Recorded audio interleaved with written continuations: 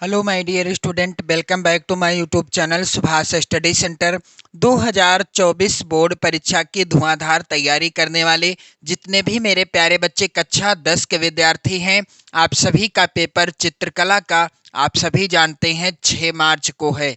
मेरे प्यारे बच्चों, जितने भी मेरे प्यारे बच्चे कक्षा 10 के विद्यार्थी हैं, आप सभी का चित्रकला विषय का पेपर 6 मार्च को है।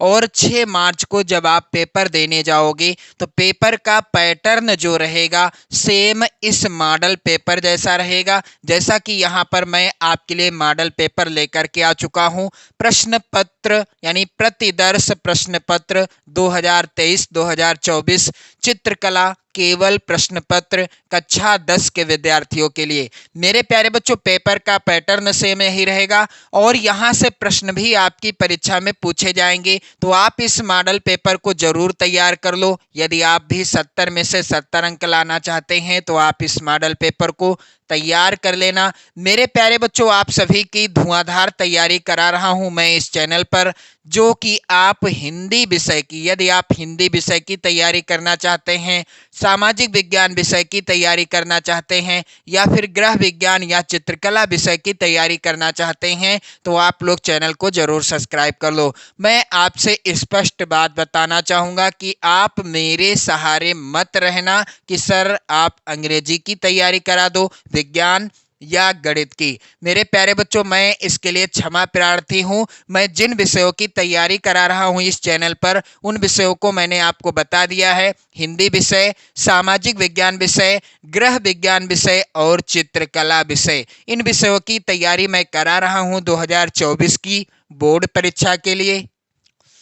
मैं आपसे स्पष्ट कहना चाहता हूं ताकि किसी भी तरह का भ्रम न रहे। मेरे प्यारे बच्चों, ये जो मॉडल पेपर है इसे आप लोग जरूर तैयार कर लेना। सामाजिक विज्ञान के भी मॉडल पेपर की वीडियो आ चुकी है चैनल पर, आप लोग जाकर देख सकते हैं। और इस मॉडल पेपर को यूपी बोर्ड के द्वारा जारी किया गया है। जी हां मेरे प्यारे बच्चों, यूपी बोर्ड के द्वारा जारी किया गया है यह मॉडल पेपर, तो इसको आप जरूर तैयार कर लो, क्योंकि जो बोर्ड मॉडल पेपर जारी करता है वहां से प्रश्न बोर्ड परीक्षा में जरूर आते हैं। जी हां मेरे प्यारे बच्चों, तो इस मॉडल पेपर को आप जरूर तैयार कर लेना। जैसा कि आप सभी जानते हैं 3 घंटे 15 मिनट का समय मिलेगा आपको।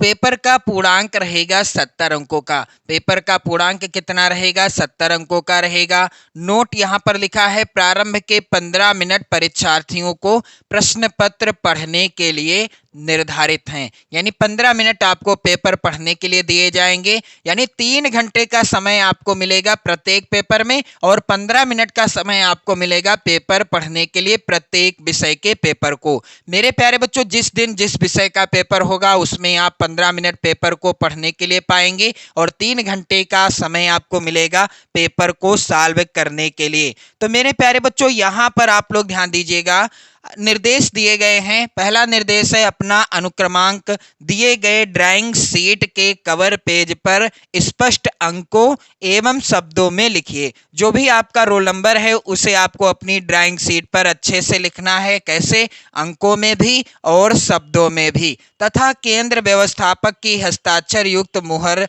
प्रत्येक प्रपत्र पर लगवाकर कक्ष निरीक्षक से सभी पृष्ठों पर स्पष्ट हस्ताक्षर भी कराइए।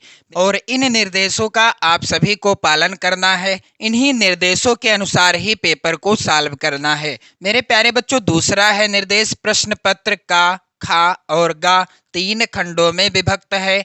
तीनों खंडों को हल करना अनिवार्य है। पेपर जो होगा आपका 3 खंडों में विभाजित रहेगा, खंड का, खा और गा में, और तीनों खंडों को हल करना भी अनिवार्य रहेगा।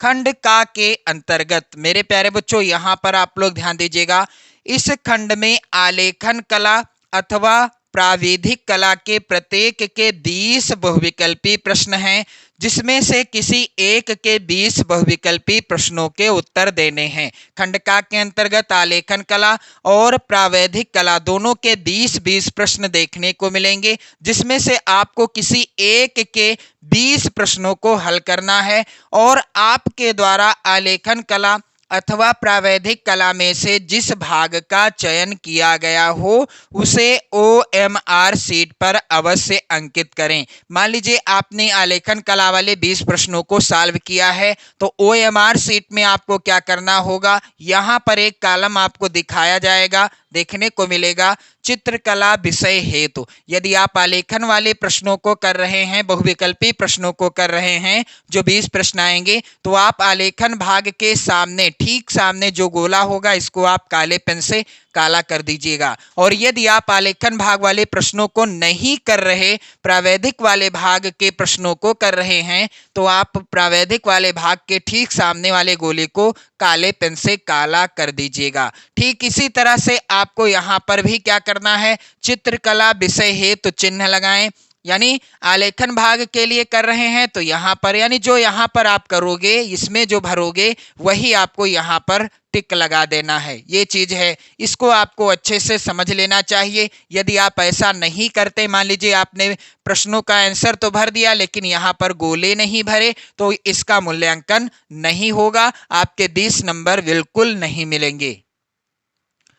तो मेरे प्यारे बच्चों, इसके बाद आप देखेंगे आलेखन कला के महत्वपूर्ण प्रश्नों को, और इन प्रश्नों को मैं चाहता हूं कि आप लोग जरूर तैयार कर लो।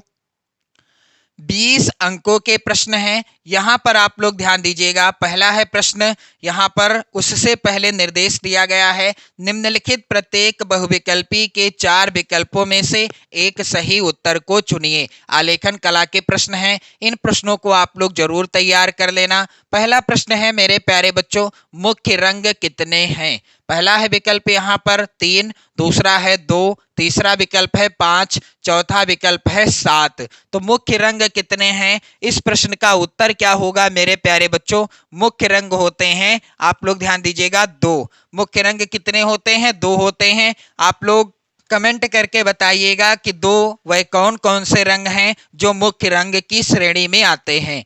प्रश्न संख्या 2 है, इनमें शीतल यानी ठंडा रंग कौन सा है? क्या हरा रंग है, लाल है, नारंगी है या पीला है? तो शीतल या ठंडा रंग किसे कहा जाता है या कौन सा है? हरा रंग है। हरा रंग कैसा रंग है? शीतल अथवा ठंडा रंग है। प्रश्न संख्या 3 है मेरे प्यारे बच्चों, निम्न में से कौन सा रंग गर्म है?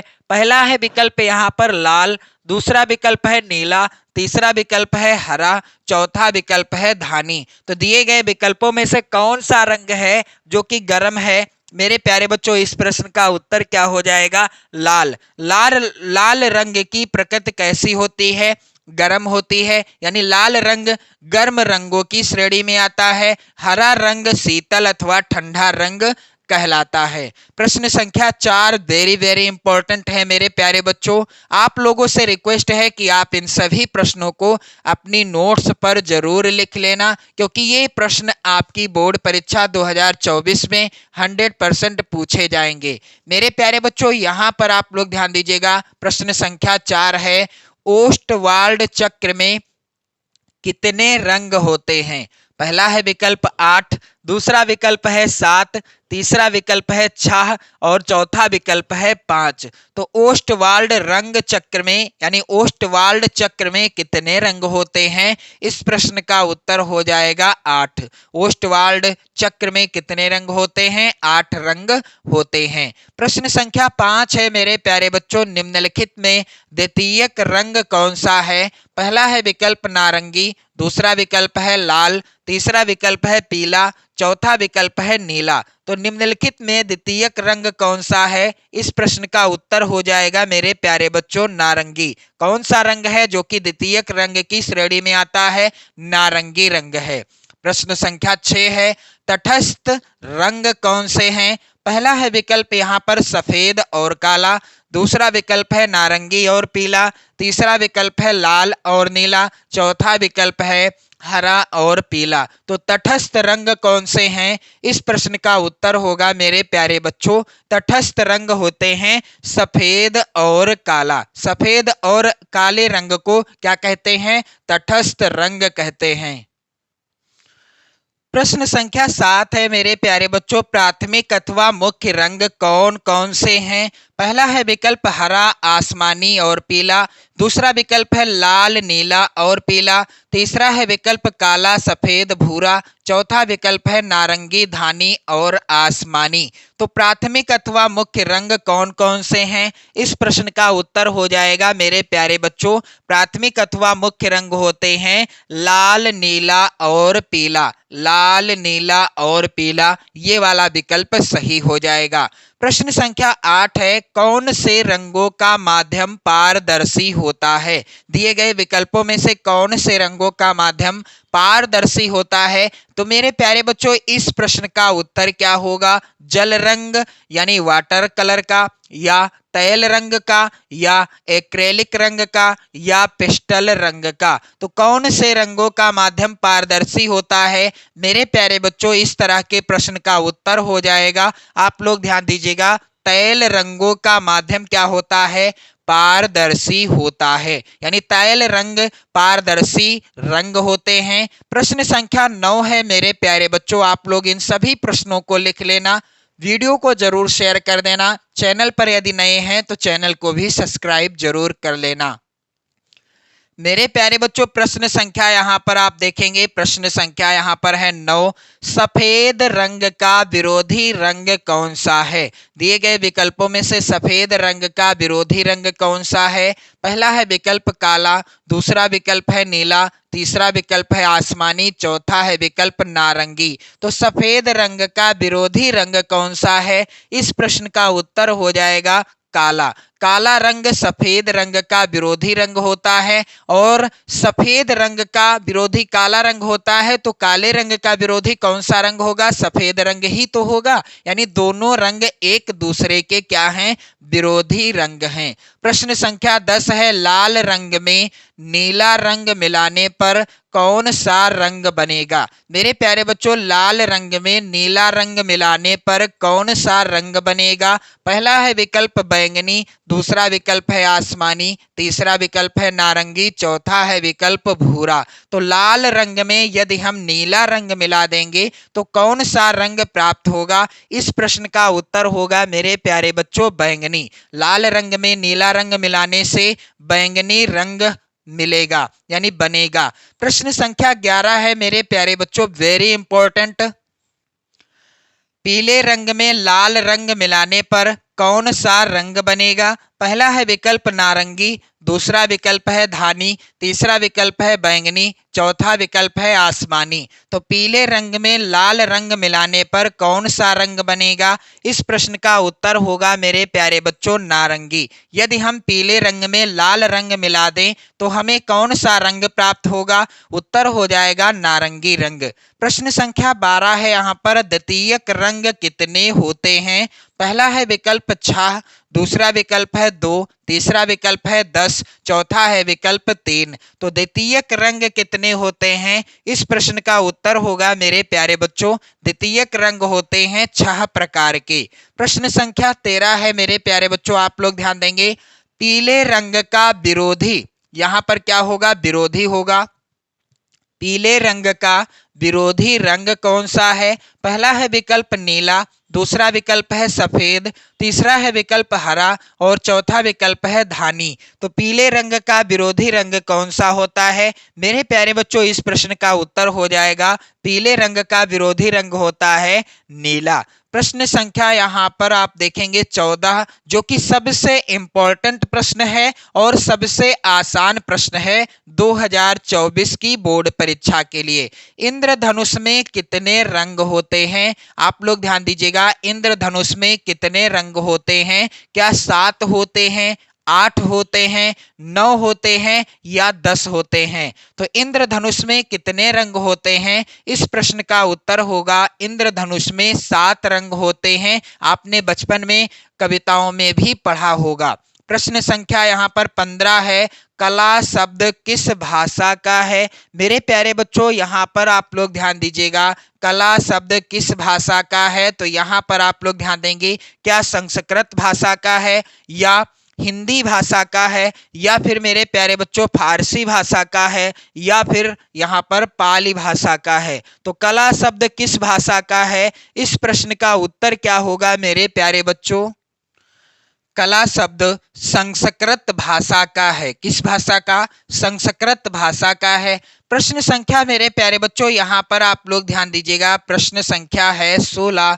कौन सी पेंसिल से बनाई गई रेखा अधिक काली होती है? दिए गए विकल्प इस प्रकार से हैं। पहला है 2B, दूसरा विकल्प है HB, तीसरा विकल्प है 2H, चौथा विकल्प है H। तो किस पेंसिल से बनाई गई रेखा अधिक काली या अधिक गहरी होती है? इसका उत्तर होगा HB पेंसिल। मेरे प्यारे बच्चों प्रश्न संख्या 17 है यहाँ पर। कौन सी पेंसिल से बनाई गई रेखा हल्की होती है? पहला है विकल्प 2H, दूसरा विकल्प है HB, तीसरा विकल्प है 2B, तीसरा विकल्प है यहाँ पर चौथा विकल्प है 4B। तो कौन सी पेंसिल से बनाई गई रेखा हल्की होती है? इस प्रश्न का उत्तर होगा मेरे प्यारे बच्चों, किस पेंसिल से बनाई गई रेखा हल्की होती है? 2H पेंसिल से। किस पेंसिल से? पहला ही विकल्प सही हो जाएगा। मेरे प्यारे बच्चों प्रश्न संख्या यहाँ पर 18 है। फूल और कली के बाहरी रेखाओं को बनाने के लिए किस नंबर के ब्रश का उपयोग करना चाहिए? तो फूल और कली के बाहरी रेखाओं को बनाने के लिए किस नंबर के ब्रश का उपयोग करना चाहिए? उत्तर हो जाएगा 2 नंबर के ब्रश का। प्रश्न संख्या 19 है। बनावट की दृष्टि से आलेखन कितने प्रकार के होते हैं? 4 प्रकार के, या 2 प्रकार के, या 3 प्रकार के, या 6 प्रकार के? तो बनावट की दृष्टि से आलेखन होते हैं कितने प्रकार के? 4 प्रकार के। प्रश्न संख्या 20 है मेरे प्यारे बच्चों। छत के केंद्र को अलंकृत करने के लिए कौन सा आलेखन उपयुक्त होगा? यदि हमें छत के केंद्र को अलंकृत करना है, इसके लिए हमें किस प्रकार के आलेखन को बनवाना होगा? यहाँ पर उत्तर हो जाएगा केंद्रीय आलेखन। मेरे प्यारे बच्चों इसी तरह से अथवा में भी प्रश्न आएंगे। प्रावैधिक कला से संबंधित 20 प्रश्न होंगे। आप आलेखन वाले प्रश्नों को करिएगा तो आपको प्रावैधिक वाले प्रश्नों को नहीं करना पड़ेगा। आप यहाँ पर देख भी सकते हैं प्रावैधिक कला के प्रश्न थोड़ा सा कठिन भी आते हैं, तो मैं चाहता हूं कि आप लोग आलेखन वाले प्रश्नों को ही करें। इसके बाद यहाँ पर आप देख रहे हैं खंड खा। खंड खा में यहाँ पर दिया गया है खंड खा के प्राकृतिक दृश्य चित्रण अथवा आलेखन कला अथवा प्रावैधिक कला में से केवल एक का ही चित्रण करना है, जिसके लिए 30 अंक निर्धारित हैं। मेरे प्यारे बच्चों प्राकृतिक दृश्य चित्रण के अंतर्गत यहाँ पर दिया गया है प्रश्न संख्या 1A के अंतर्गत दिए गए ड्राइंग शीट पर 22x18 सेमी के आयत में ग्रामीण सूर्योदय का दृश्य चित्रण कीजिए। खेत की ओर जाते हुए किसान का चित्र तथा आकाश में कुछ पक्षी, गांव की झोपड़ियां तथा कुएं के पास घास चरती एक गाय का चित्र बनाइए। चित्रांकन में वाटर कलर या पेस्टल रंगों का प्रयोग करें। चित्रांकन करते समय निम्नलिखित बातों का भी ध्यान दीजिए। पहली बात, सही संरचना एवं परिपेक्ष, जिसके लिए 10 अंक निर्धारित हैं। संयोजन, जिसके लिए 5 अंक निर्धारित हैं। सुसंगत रंगों का चयन एवं प्रयोग, जिसके लिए 10 अंक निर्धारित हैं। आकर्षण एवं सामान्य प्रभाव, इसके लिए 5 अंक निर्धारित हैं। अथवा आप आलेखन वाले प्रश्न को सॉल्व कर सकते हैं, तो चाहे आप प्राकृतिक दृश्य चित्रण को करें या आलेखन वाले चित्रों को करें, यानी आलेखन से संबंधित प्रश्न को सॉल्व करें। यहाँ पर आलेखन वाला प्रश्न क्या है? वाक्य के अंतर्गत दिए गए ड्राइंग शीट पर 16x12 सेमी के आयत में खिड़की के पर्दे के लिए 1 इकाई वाला लयबद्ध आलेखन चित्रित कीजिए, जिसमें किसी भारतीय पुष्प, कलियों एवं पत्तियों का सुंदर संयोजन हो। आलेखन में मछली का लयपूर्ण संयोजन हो तथा रंग योजना उत्तम हो। आलेखन में कम से कम 3 संगत वाले जल रंगों का प्रयोग कीजिए। आलेखन में निम्न बिंदुओं पर विशेष ध्यान दीजिए। पहला बिंदु, इकाई की मौलिकता, जिसके लिए 10 अंक निर्धारित हैं। दूसरा बिंदु, लयात्मक रेखांकन, इसके लिए 5 अंक निर्धारित हैं। तीसरा बिंदु, उत्तम रंग संगति, इसके लिए भी 10 अंक निर्धारित हैं। और यहाँ पर आप देखोगे अगला बिंदु है आकर्षण एवं सामान्य प्रभाव, इसके लिए 5 अंक निर्धारित हैं। अब अथवा में प्रावैधिक कला से भी संबंधित प्रश्न आएंगे। तो मैंने आपको बताया ना कि चाहे तो आप प्राकृतिक दृश्य वाले प्रश्न को सॉल्व करें, या आलेखन वाले प्रश्न को सॉल्व करें, या प्रावैधिक वाले प्रश्न को सॉल्व करें, आपकी चॉइस है। मैं तो चाहता हूं कि आप आलेखन वाले को करें तो बहुत ही अच्छी बात है। इसके बाद मेरे प्यारे बच्चों, आप लोग यहाँ पर ध्यान दीजिएगा, कुछ इस तरह का यहाँ पर प्रश्न संख्या जो अगला आएगा वह होगा खंड गा के अंतर्गत स्मृति चित्रण से संबंधित। अब यहाँ पर आपको क्या करना है, इस प्रश्न के दो भाग हैं, का तथा खा, दोनों ही भागों के चित्र बनाना अनिवार्य है। यदि आप आलेखन को कर रहे हैं, आलेखन वाले भाग को, तो अच्छी बात है, आप स्मृति चित्रण वाले प्रश्न को भी सॉल्व करेंगे, जिसके लिए 10-10 अंक निर्धारित हैं।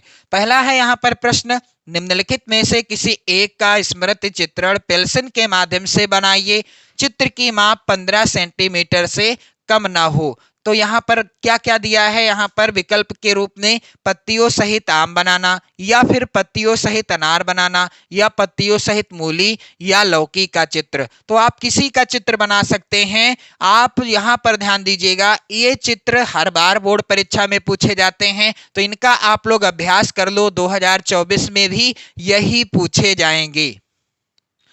इसके बाद मेरे प्यारे बच्चों, चित्र में निम्नलिखित बिंदुओं पर भी ध्यान देना है। जैसे कि मेरे प्यारे बच्चों, चित्र में क्या ध्यान देना है, रेखा षष्ठों पर 4 अंक है इसके लिए, आकृति की अनुरूपता जिसके लिए 6 अंक हैं। अब इसके बाद खा वाला प्रश्न है, निम्नलिखित में से किसी एक का स्मृति चित्रण पेंसिल के माध्यम से बनाइए, चित्र की माप 15 सेंटीमीटर से कम ना हो। तो सुराही, खुला छाता, कप और प्लेट, जग, इनमें से कोई एक चित्र बनाना होगा।